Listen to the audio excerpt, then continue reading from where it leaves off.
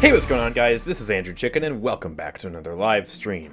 Season 5 is kind of here. Behind me, oh my goodness, I just realized my head is kind of in the way. Behind me, there is this. Season 5, do not post. Looks like some regular patch notes. I don't know, let's see, let's click on it. Oh, it's password restricted. Apparently username is 7. Well, the password, I wonder what that could be.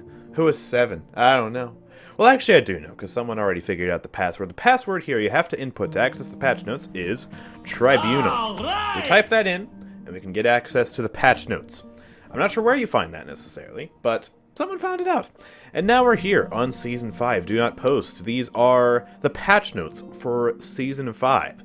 And also, the PTS got an update last night, literally like in the middle of the night. I only found out about it like 3 in the morning, so I barely got sleep. Here we go. So there's a new champion. Just kidding. There's a new champion, but all the sensitive data has been redacted, so we don't actually know anything about the new champion that's coming next patch. But, I mean, I guess we'll figure out at some point. If I had to guess, it'll probably be the high-res expo thing. Like, yeah, we're not going to know about that for a while. So new champion, we'll figure out later. No new information on that. Something to do with 7 is what I've been hearing from the teasers. But we do get to test all the new skins, all the new balance changes, the new item, the new game mode, new stuff. So, I guess we can start off with going over the event pass here. There are some new skins, of course. I mean, it's an event pass. Honestly, this is probably my least favorite event pass of the past, like, 6 or 7. We have Schoolyard Maeve, which, it's meant to be like an Abyss Hunter Academy sort of thing. And I don't get it. I don't know. It's just, I don't really think the skins look that great. I'm gonna be perfectly honest. You'll see them in game. I really don't care for them. They have some good elements, like I really love her boots, and the daggers are alright until you realize they're covered with stickers. It's just not for me.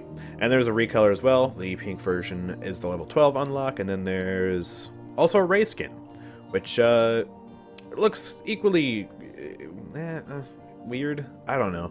I don't care for these skins, but obviously skins are entirely subjective, so if this is your thing, then hey, pick up this event pass. I probably won't pick it up, though. I think they look weird. It's like the boots look amazing. Let me see if I can I try and, like... I want a good camera angle on the boots. Hold on. Let me go over to the wall. We'll get that nice zoom-in look. Sort of. Oh, there's bushes in the way. Go away! Go away. Hiya! I don't normally compliment others, but meow, you're so great! Okay. I hereby declare that I am fantastic and no one else can say otherwise. Except for my conscience.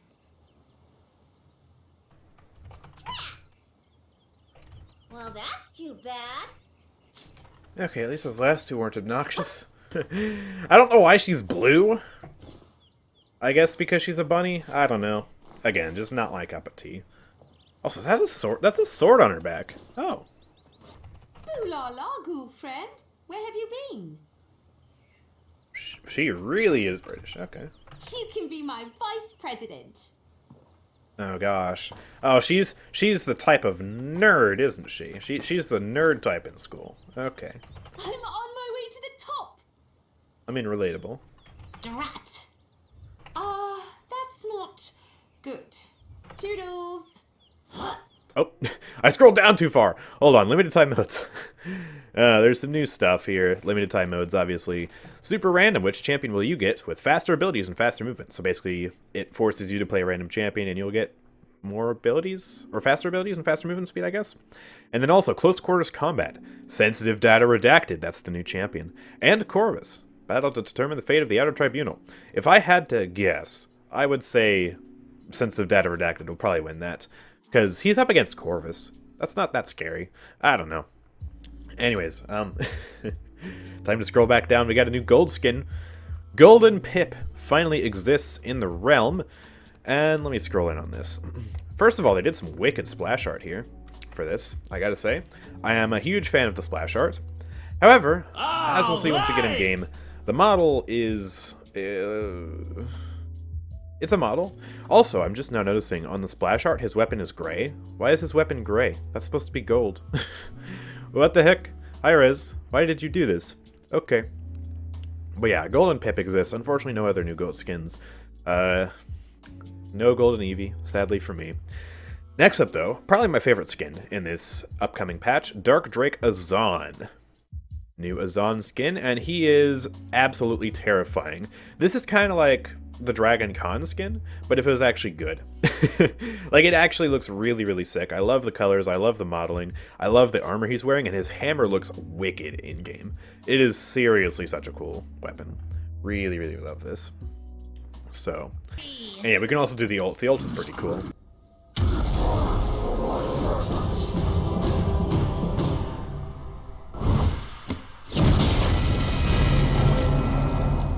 Evil Azaan, be purged from my presence. That's pretty cool. And also we got a Ying skin, because, you know, Ying needed more skins. So we have Jurassic Ying. Oh yeah, also by the way, this Azaan skin is available for direct purchase or in the Mist of the Realm chest. So, direct purchase skins. I think all of these are direct purchase except for one of them, so. Yeah, basically, Ying's a cave girl now, barbarian looking thing, and it's cool. It's just, I wish they would give, you know, other champions, like Atlas, a skin. Ugh, ugh. Wait a minute. Ugh, ugh. Ugh, ugh. Ugh, ugh. Ugh, ugh. Ugh, ugh. Ugh, ugh. Ugh, ugh. But they did at least give... Nope, not yet. that one's available with the purchase of the Season Pass 2022. I assume it's in the Bounty Store. There's also a Dino mount to accompany that, which is also available in the Season Pass 22. Oh wait, no, that's not the Event Pass. I was thinking of buy the Event Pass, get it in the Bounty Store, yada yada. No, that's the new Season Pass. So if you buy that, you get the Ying skin, and then this mount as well, which the mount looks pretty wicked too. It's a dinosaur. Very, very nice. There's a Willow skin in here somewhere. Trust me, guys. Ah, there it is. I was like, why is that not with the rest of the skins? Okay, there we go. Let's zoom in on this. Willow people finally have a skin, and it's actually one of the coolest skins this update. It is... Where's the name of it? Will.O Willo skin, and this is the ranked reward, so you have to win 100 games to get this skin. Hopefully they don't do it like the Torvald skin, where, you know, it's... They release this version of the skin, and then they release just a straight-up better version of it in a chest. I hope they don't do that. I hope this is legitimately just, this is in ranked, this stays in ranked, you must play ranked to get this skin. There's no recolor that you can get in a chest. Because that kind of just killed my reason to play ranked in Season 4. But yeah, this skin looks absolutely fantastic. It's basically like a, robot Willow, and the effects are amazing, the colors are amazing. It looks really, really good. Honestly, probably tied with my favorite. Like, the Azaan skin, this skin, my favorites in this patch. Absolutely. Hey, let's team up. You're not actually half bad. Better than you for sure. Ha. Beat it, bub. That's too bad. Get over it. No bugs here. Only features. Stunning features, I might add. Ha ha ha ha ha. That's their entire design philosophy! Oh, okay. Well, that's a meta joke right there from Paladins. All right, that's amazing. Thank you for telling me to try the joke. All right, let's see. Binary is as easy as 0011 0001 001 0000 0011 0010 001 0000 0011 0011. I see what you mean now. We have some general updates. And, well, we just have one general update, actually. But it's a pretty big update. So this is basically a new game mode, which is a huge twist on Siege. So, basically, they want to make this the biggest year for Paladins ever, and they're releasing 3 major feature shifts over the course of this year. For each of these, they'll release them into the game for players to try out and give feedback on, and then if players like them, they'll keep them in the game, and if they don't like them, then they'll just patch them out. So this first one is a new version of Siege called Siege Beyond. Or rather, this isn't like the first one, this is the new version of Siege, and then the 3 schisms or shifts will happen, you know, in this Siege mode. So, current Siege rules will persist in the existing queue. Basically, comeback mechanic, capturing 4 points, or capturing the objective, you know, pushing the payload, get 4 points to win. So it's basically normal Siege, but then there's a twist. And so the first twist is called Schism 1. It's the item store. They've put together an entirely, completely new item store. 3 focused tracks, support, tank, and damage, as well as 1 universal track. And for any given stage of the store, players may choose between 3 available items. So basically, you have a certain amount of credits, there are 3 items on the screen, you can only choose one of them, and once you choose that one, you get it, and then a new set of 3 items appears. So it's completely different to how the new item store, or to how the regular item store works. And that's basically it. That's basically the new game mode, but, you know, completely new item store, fundamentally changing one of the things about the game. It could be interesting, so we'll have to see what that is like, and play that on the PTS, which I'll be doing later, so yeah, stay tuned, we'll check that out. Anyways, here is something beefy. This is probably the biggest change this update. The single biggest change this update. You know that funny item called Cauterize that everyone is supposed to buy in their games? That doesn't exist anymore. That's gone. Cauterize has been removed from the game. What are we going to do?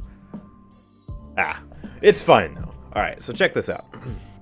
Since its inception, Cauterize has been used as a stopgap method to reduce healing in a game in a genre, or healing in a game and genre. Oh yeah, healing in a game and genre, which healing is so important. I know how to read. Cauterize has been required for a match to feel normal. That is very true. If you're a DPS player, or anyone who's even trying to get kills in the first place, you need Cauterize. Especially if you're someone like Fernando, who has absolute garbage DPS. So, yeah, Cauterize pretty much mandatory. It was making the item store basically, you buy Cauterize, and then you buy these other items, if you want. So, we do not believe that Cauterize, in its current form, regardless of the value of anti-heal, is healthy in the long term for Paladins. As such, we're changing how we approach Cauterize and healing reduction in general. Our aim is to introduce a passive version of Cauterize, such that everyone has Cauterize applied by their in-hand shots, scaling over the course of the match. This should help ensure supports continue to feel impactful, while also facilitating a healthier power curve for healing over the course of the match. As such, starting with the first update of 2022, we are introducing this new system. Cauterize is no longer purchasable, but every single person's in-hand weapon at the start of every match will basically have Cauterize at a base level and then scale based on time and the game mode being played to a maximum value. So every single person will now start off the game with passive 25% Cauterize. And then as time goes on, it'll reach 90%, that's higher than it is right now. That is basically back Season 2 Cauterize. That's 90%. So that is pretty big, and it'll just passively keep growing and growing and growing and growing and growing. And it depends on the game mode being played. So I'm sure for like Siege games, it'll generate slower. And for TDM, like, you're going to have 90% real fast. So, yeah. Basically, they have completely freed up the item store. Cauterize is no longer mandatory, which means as a damage champion, you can first buy Wrecker, first buy Bulldozer, you can first buy Deft Hands, and it won't be throwing because you already have Cauterize. So, they're basically making the item shop an actual item shop and not just a Cauterize buying simulator. However, it will be interesting to see how well they handle the scaling, because, you know, Cauterize kind of, like, it was weird in the item shop, and it's different to this passive. So, like, with the passive, everyone gets it at the same rate, whereas before, in the item shop, like, if you were doing good and you captured the first point, you would get that Cauterize 2 or that Cauterize 3 a lot quicker, and so it would result in one team having more of an anti-heal than the other team. So it'd be interesting to see how this power dynamic plays out, with Cauterize being more evenly applied across teams. And also with supports now being able to apply Cauterize. There's also a buff for certain champions like Namage Damba, who would have to rush Deft Hands and thus not buy Cauterize. Now he has Cauterize and Deft Hands right off the start of the bat, because you just buy Deft Hands and then you already have Cauterize. So, yeah, this is a very interesting change. This is completely, like, out of left field. I did not expect this to be coming. I think ultimately, if they do the scaling right on the passive, it'll be a good change, because it'll free up the item shop, it'll make it feel a lot more flexible, and yeah, I mean, they still have that anti-heal, which is good, because you read this at first, and it's like, oh, Cauterize is gone, or you just go down here and read Cauterize is no longer purchasable, or heck, you do what I do, launch the PTS, not know how to get into the patch notes, and just see Cauterize is gone. Yeah, it's a bit scary. But no, anti-heal is still here. Anti-heal is still here. It's just a passive for everyone now, which I think is really, really cool. But what replaces Cauterize? Well, a new item, which this description has a different description in the PTS completely, and so it's a bit confusing. But basically, the new red item is Provision, which will restore up to 45% of your maximum ammo after earning an elimination. Honestly, it sounds worse than Deft Hands. Why would you buy this when Deft Hands exists? Just reload faster. Duh. And it's the same price as Deft Hands as well. I don't think this is the actual item. I'm gonna be perfectly honest. The description in game doesn't really make much sense either. It like is AoE damage reduction or something like that. It's confusing. Anyways, Veteran also got a buff on its scaling. It is now probably officially better than Haven at this point when it comes to tanks in particular, especially someone like Yaggroth. Like a Yaggroth is on 100% Veterans better now, I would say. I haven't done the math on it yet, but it's so close to Haven now, and it's still cheaper. And the Rejuvenate also got buffed, 1% per tier, so 7%, 14%, 21%. So, yeah, completely shaking up the item store. We got a brand new item. Cauterize is gone, it's passive now, and these two items got buffed. Let's talk about balance now, in terms of actual champions. You all are going to love this. You all are going to love this one. Azaan is getting... Look at this. Look at this level of nerfs. Look at all these nerfs. I have to scroll. So, Persistence. It got the 5% damage reduction removed. It now has only 40% lifesteal. Which, you know, the talent is still boring as crap. But it's nerfed now. So that survivability, that extra passive damage reduction, gone. Out the window. That's one form of survivability nerfed. That's good. Abilities, Sanctuary, probably my favorite, change, honestly. Players can now refire this ability to destroy all of the currently active walls. Something that should have been there on release is here now. You can destroy your active walls if you trapped yourself, or didn't trap an enemy like you wanted to, or you trapped a teammate. Basically, if you messed up, you can cancel it now, which is really, really good. Like, really, really good. Thank goodness. No more trolls. Or at least, no more unintentional trolls. Ire. The maximum damage reduction gained at max Ire has been reduced by 5%. So now, instead of going up against an Azaan who makes Persistence, and has 25% max, base damage reduction, you now only have 15% to worry about. So, pretty much, Persistence combined with max Ire is now only 15% damage reduction as opposed to 25%, which is a pretty big nerf. That's 10% damage reduction. That's a lot. Judgment, which is... That's his... Oh, that's his ult, right? Because Conviction is the pin, and Reckoning is the... That's his ult, right? Yeah. It has a reduced maximum range, basically. So you can't fly away as fast now. Or as far, I mean. And then Conviction removes the crowd control immunity and debuff immunity during the dash, which they didn't mention that he had in the first place until we found it out by cleansing Maeve ults and stuff. And now it's gone, so you can't cleanse Maeve ult with it, you can't cleanse Moji Magic Marks or, poison, DOTs, you can't dodge, like, emoji ults or a stun or anything like that with Conviction now. It's just the dash that pins people. So that's actually a pretty huge nerf as well for crowd control related champions. So champions with crowd control are going to have a much better time against Azaan now. That is fantastic. And it just keeps going. Eternal Strife got another nerf, reduced scaling down to 75 now, and Grim Deliverance, the healing card, also got a nerf to 5 per tier instead of 6 per tier. So, major healing nerfs, major damage reduction nerfs, Sanctuary quality of life thing, which is actually, really good, thank goodness, please, I'm glad. Huge Conviction nerf, and a decent Judgment nerf. So, plenty of Azaan nerfs. And hopefully this makes him a lot better to play against. I really think that he will be not, like, underpowered, certainly not weak. He's certainly still strong, but these are some serious hits, and I'm glad to see this. And if they didn't do this, honestly, I think everyone would riot. So, yeah, that is fantastic. Moving swiftly on, Barrack got a nerf to Forge Fire for some reason. The ultimate charge required to place a flamethrower turret has gone up by 5%. That's it. Honestly, kind of surprised me, because I still, like, Forge Fire is a fun playstyle, but to me it's not his strongest. To me, Fortify is still his strongest. Because flamethrower turrets are pretty easy to kill if you know what you're doing, and they're pretty easy to avoid. So, interesting change on Barrack here. And that's pretty much it. Buck also got some interesting quality of life buffs on a few of his cards. Movement speed while recovery is active has increased scaling. Movement speed after getting a killing blow has increased. And reload speed has increased on Street Sweeper. So 3 of these cards get some quality of life stuff, which is okay. I still don't anticipate people picking these cards up, though, because he still has cards that are just flat out stronger, like getting 75% cooldown reduction on kill. Yeah, you're not going to replace that with Street Sweeper, for sure. Eevee also got the same quality of life treatment, but to cards that actually matter, to me at least. Great Distance and Swift Witch both got scaling increases, so increased duration of Soar by just 0.05 seconds, but it adds up. And Swift Witch, that's the big one, 2% movement speed extra per tier. That's pretty big. That's going up from 25% max to 35% max. That is crazy. Alright. And also, yeah, movement speed after Blink, that is going up, and reload speed after that. Yeah. Things. I don't really care about the rest of these cards. I'm gonna be perfectly honest, but yeah, just a lot of cards getting tuned up here. For Eevee and for Buck.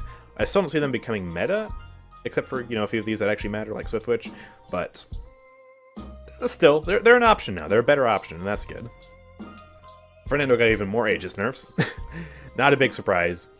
They increased the time until shield starts recharging at full speed by 0.15 seconds, decreased percentage of shield recharge while shield is active, just overall shield nerfs. Increased the percentage of shield required to bring the shield up again, 25% now instead of 20%, and they decreased its max health by 300. So, yeah, Aegis even weaker, but, I mean, just the fact that you can toggle the shield on and off, I think is still enough to make Aegis his strongest talent, even with these nerfs. So, you're still going to see a lot of Aegis, but again, they're making it weaker. I guess they'll keep making it weaker until, you know, they just, I don't know, remove it entirely or something. I don't know. But, yeah, that's good at least. Furia Cherish is getting buffed to 20% instead of 15%. Extra healing based on your allies' missing health. Which, okay. I was hoping for an Exterminate nerf, not a Cherish buff, but I guess I'll take a Cherish buff because maybe it means people will be playing Cherish more than Exterminate. And that makes me happy, so I'll take it. Sort of questionable-ish nerf on Exterminate from a certain point of view? Okay. Grok. Hey, Totemic Ward is getting buffed again. So you guys remember when they buffed Totemic Ward? Or not really Totemic Ward. They buffed the Totem playstyle by making it so that, you know, his totems would have their cooldowns decrease simultaneously, and it just made Grok the best healer in the game for a little bit, in terms of healing tanks, because Totemic Ward was just insane. So then they nerfed it into the ground. They nerfed the Totem cooldown, and they also nerfed the healing on Totemic Ward. Well, they brought back some of the healing bonus. So, yeah, from 10% to 15%. So not quite where it was before, but just a slight increase, which is nice. So, yeah, you might see a little bit more Totemic Wards. I still think Spirit's Domain is the play, unless you have a tank-heavy comp. This is really like the tank healing talent. If you got like double, triple tank or something like that, you're going Pirates. Yeah, bring out Totemic Ward. It's great, but I still think Spirit's Domain is going to be the main healer playstyle anyways for Grok. In our quality of life things, Stone Spear has increased effective range, and Seismic Crash has reduced time before you throw your spear. Small things, honestly. Nothing much to talk about there. Genos, though, on the other hand, got some buffs to make him slightly less garbage, but still really garbage. Luminary got a slight, tiny healing increase. 35 extra hit points on Luminary. Woo! Oh boy. The bigger buff is to Astromark here. 180 healing per second has gone up to 200 healing every second, so there was kind of a funny thing for Genos for a while, where he had a card that would heal himself after applying an Astromark. Basically, he would give himself an Astromark, and that card healed for 200 healing per second, but the mark he gave to his teammates didn't heal for 200 healing per second, so it was kind of funny how Genos healed himself more than his teammates. Yeah, now that's even. You can't make that joke anymore, unfortunately, but it does mean that Genos will feel slightly better to play with, you know. His healing will feel ever so slightly more impactful. Still not very good. It's a good, consistent passive heal, but it's a really garbage burst heal, and that's still kind of, I think, not going to make him very good as a main healer. But, I mean, at least it's something. I'll take it. I'm still going to bully Genos for being an absolute pathetic excuse of a god, though. Because he is. No, your play's trash. Khan, the guy who defeated Genos, or at least battled Genos, he's getting a Vortex Grip buff. Stun duration increased. That's nice. Absolutely lovely. I'll take that. And we also got a nerf. So, Khan is siphoning the power from the person he's supposed to protect. Alacrity is basically kind of getting that reduced cooldown of Grace by 1 second inverted. So now, instead of reducing the cooldown of Grace by 1 second, it increases the cooldown of Grace by 1 second. But it still hits all enemies in front of you, and you can still go the playstyle with Swift Jade and Inheritance. I believe Inheritance is the cooldown reduction on healing, right? Pretty sure that's the card. Whatever, cooldown reduction on kill. You can still run that and spam Alacrity just fine. It'll be a little bit slower now, so I guess that's good. They're trying really hard to tone this down without removing the auto-aim entirely. I guess I'll take Leon nerf, so I mean, it's still a Leon nerf, I'm not going to complain. So, thanks, Hi-Rez. Now, this is interesting. We got some Makoa buffs, mostly to his cards, but also his base DPS is just getting increased by 25 hit points per cannon, which will make him ever so slightly burstier. I don't think he'll be able to 3-shot anybody. No, absolutely not. He won't be able to 3-shot anybody, but he'll be able to 4-shot a few more champions now, especially if you combine it with a hook, and you combine it with its other abilities for the burst combos. So that's nice. Also an indirect buff to Pluck, because Pluck is percent-based damage. So, like, percent-based off of your cannon damage, I mean. So, that percentage of damage will be ever so slightly higher now, which is nice. And then, yeah, you get more healing from other players with this card, Determination. Scaled up by 1%. Pretty big buff. Healing while Shell Shield is active. Smaller buff, but still a buff. You get a little bit more healing while Shell Shield is active, and a little bit more healing after hitting an enemy with Dredge Anchor. I don't think you'll see either of these two cards more often. I still think you'll see this card. Especially, you know, because a lot of healers are getting buffed this patch, so... not huge buffs, but still buffs. Speaking of healers that got buffed, for some reason they decided to increase the rate of fire on Combat Medic. I don't think this is the problem with Pip that they need to be adjusting for. Combat Medic is already... they keep buffing it. Like, I thought it was strong enough when it did 600 healing per second, then they buffed it to 700 healing per second. I was like, okay, that's cool, that's strong enough, right? 700 healing per second, that's awesome. Then they buffed it to 750 healing per second, and I'm like, okay, that's awesome, you didn't really need that. And now they're doing this, and this is just overkill in my opinion. Healing is not the problem with Pip. The problem with Pip is reliability. But if your aim is good, reliability becomes less of an issue. He's a skill-based healer. And then the fact that his head hitbox is just so big that hit-scan champions crush him. So, this is not the change I wanted for Pip, but it's the change we're getting for Pip. Combat Medic, yeah, you fire faster now. So he has effectively even more healing per second. Okay. You can still do that shoot potion combo, and I guess that's faster now. And yeah, the healing with Pip is still just absolutely nutty if you hit your shots. So, okay. Anyways, moving swiftly on to Sati, who got some coin changes. Ricochet now increased the collision radius of the coin by 20%. So, collision radius, I'm assuming that's if you hit a wall it'll despawn, or is that if you shoot it, it has a bigger hitbox or something like that? I don't know. I don't know what this means. Basically, some radius part of the coin is bigger.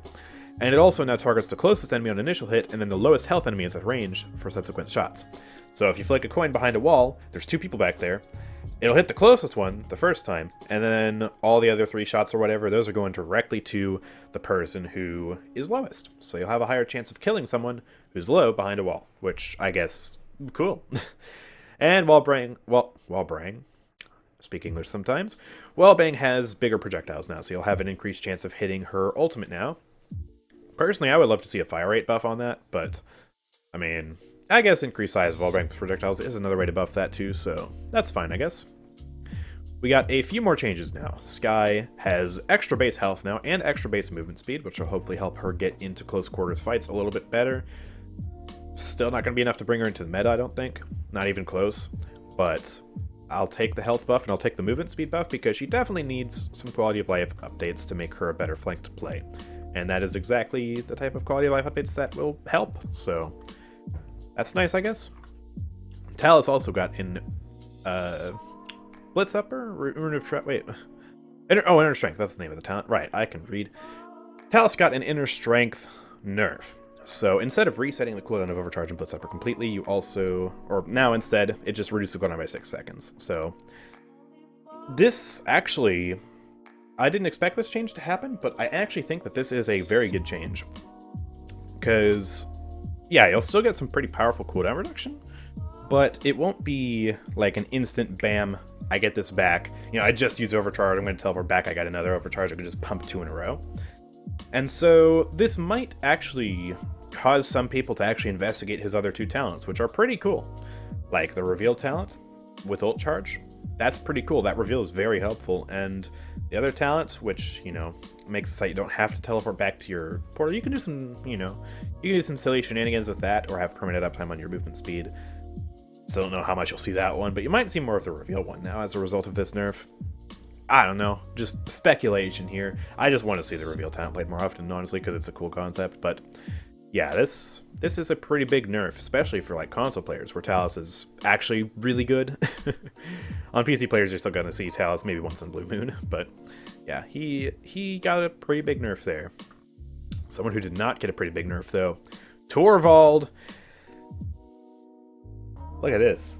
Look at this. This change that I have been suggesting for literal years now, finally in the game. Finally in the game.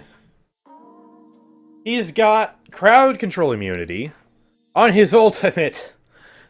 Finally! It took them so long. Oh. Freaking Atlas was was like before Torvald when it came to getting crowd control immunity on his ult. And that was like, what, 1.5, 2 years ago, something like that? And at the time I was like, hey, they should do this to Torvald as well. We wait, and wait, and wait, and wait, and now finally! He has a useful ultimate. He has a useful ultimate. Yay! Because let's be honest, if you're not playing on a map that has a ledge on it, like say you're playing on a closed-in map, or a map that just generally has hard areas to really throw someone off the map, like Stone Keep, for example, there's rarely places to throw people off the map with Torvald. Like if you're on a point fight, for example, you're not going to throw someone off the map. You can kind of throw them off the point, but it's kind of easy to avoid, or just by resilience, you know? All right! It's just... The damage isn't that good either, it's kind of meh. But now you have this niche, or now you have this thing where like, oh yeah, I see this big stun incoming, let me just press my ult, blow everyone away, and also dodge the stun. Oh, that's great. Thank you so much, Hi-Rez. Finally listening. Gauntlet also got a DPS buff from 190 damage per shot to 200 damage per shot, so it's no longer quite the inferior version of Khan's weapon anymore. It now officially does more damage per shot than Khan's weapon, again. And still, Storm Bullets is going to be better than his base weapon, but if you go any of Khan's other 2 talents, then Torvald is actually going to out-DPS Khan now. Can't hit headshots though, but I mean, this is a thing. Actually, Torvald might have among the highest DPS in the tank class now. What is it, like 0.25 fire rate?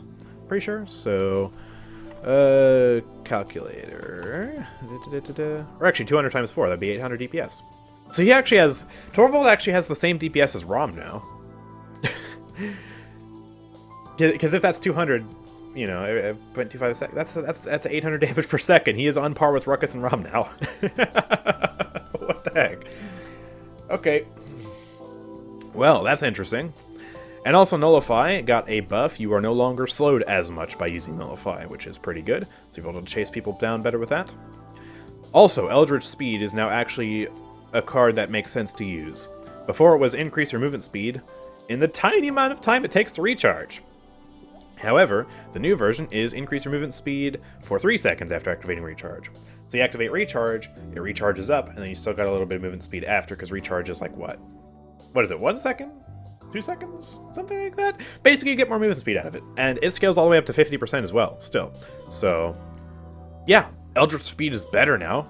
I actually probably will run this card now, because that actually sounds really good. So, we're gonna throw that in the build. We're gonna test this out, for sure.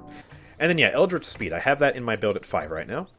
So, for 3 seconds, you know, after activating recharge. So, if I do this...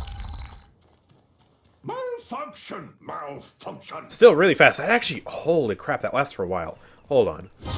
Let me come back over here real quick. I want to... Actually, let me just buy Chronos 3.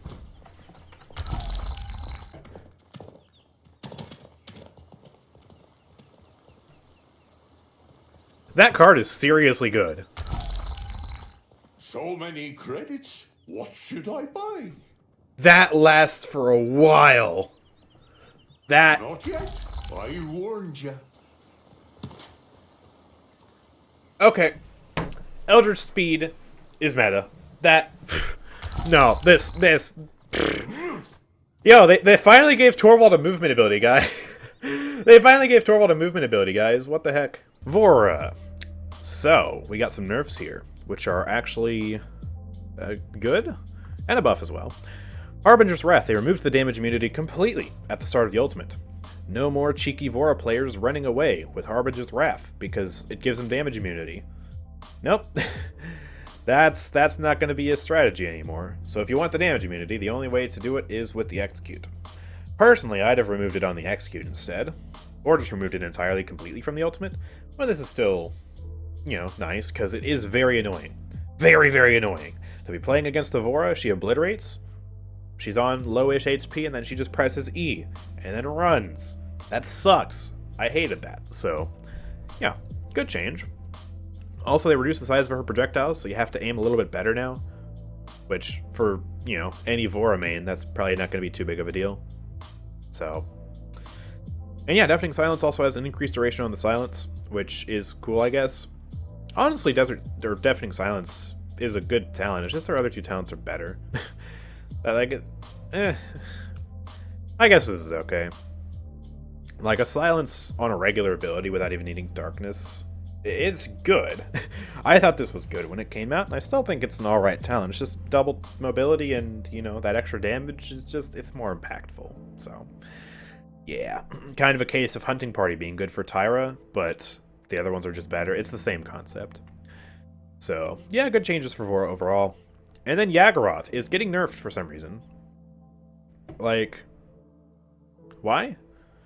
Isn't she already, like, dead? Or at the very least, like, not, like, super crazy anymore, but they're nerfing her some more. They reduced the benefits of the damage reduction down to 30% as opposed to 35%, because apparently, you know, she was still too tanky. And they also nerfed her ultimate super heavily. Increase the time until pulling the enemy starts by literally double. It's 1 second now. Reduce the speed of pulling the target towards Yaggaroth by 5%. Reduce Yaggaroth's health while in ultimate form, again, down to 3,300. Why res?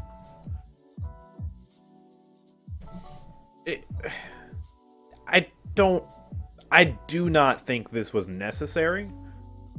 I don't understand. Okay, chat, tell me this. All right. Current state, Yaggaroth, right now. Do you guys struggle with her? Do you guys struggle to play against Yaggaroth? Because I don't. I enjoy playing against Yaggaroth because it's, you know, not going to be very much of a challenge as opposed to Azaan, Aegis Fernando, Terminus, you know, like, not to mention if you have Tyra on your team, that completely counters the champion entirely, and she's just a sad, pathetic worm that is quite literally the worst tank of the game at that point, except for maybe Torvald, but Torvald's getting buffed now, so... Like, all right. I don't think this was necessary. The damage reduction, I guess, okay, but still, if you just get, you know, you and a friend on your team to shoot at her at the same time, that's enough pressure to at least force her to retreat, if not kill her.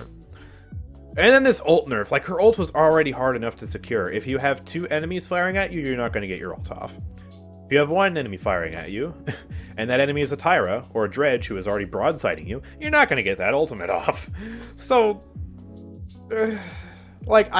this is genuinely going to be, like, one of the worst ults in the game with these changes. I am calling it now. Like, it's going to be slower to pull in the target, it's going to be slower to even start pulling them in the first place, and then a health nerf on top of that. So you're not even going to survive it. Like, why? I don't like this at all. Probably my least favorite nerfs of this patch. I don't think it was necessary at all. I stand by that statement. No, not necessary. But yeah, that's the end of the patch notes, at least for now. See, the thing is, I don't think these are the complete patch notes. There's a new champion coming, but their information has been redacted. Like, we don't know anything about this new champion upcoming. And who knows what else they hid from us. They might reveal some crazy stuff at the High-Res Expo event thing when it comes time to, you know, watch the Paladins trailer showcase, you know, time period slot thing. So, yeah, there might be some more stuff than this, because this just seems like a regular patch to me, apart from the major changes to the items. So, yeah, there's probably some new stuff coming, and I cannot wait to see what the new champion is like as well. Completely in the dark about that one. No clue what they'll be. Hopefully, probably a flank. If I had to guess, probably a flank. And hopefully a cool one at that. It's going to have to be a cool one. And hopefully not nearly as overpowered as Azaan. If they release another overpowered champion on release and then just leave him like that for a month or two, oh gosh. Will this game even survive that? I don't know. So, yeah. Hopefully he's not going to be OP. But anyways, I hope you guys have enjoyed. If you have, make sure to drop a like, subscribe, and turn on notifications so you never miss an upload from me. Also check out the Twitch channel in the description if you want to catch me live. I play Paladins with viewers, and if you want to ask me some questions or have a chance to play with me, or just come hang out and watch me play, then yeah, Twitch is the place to be. I stream there pretty frequently. Also make sure to join the Discord server linked in the description if you want to find some friends and play Paladins with people. We have a wonderful active community of people, so you won't want to miss out. But anyways, I'll see you guys next time. Peace out.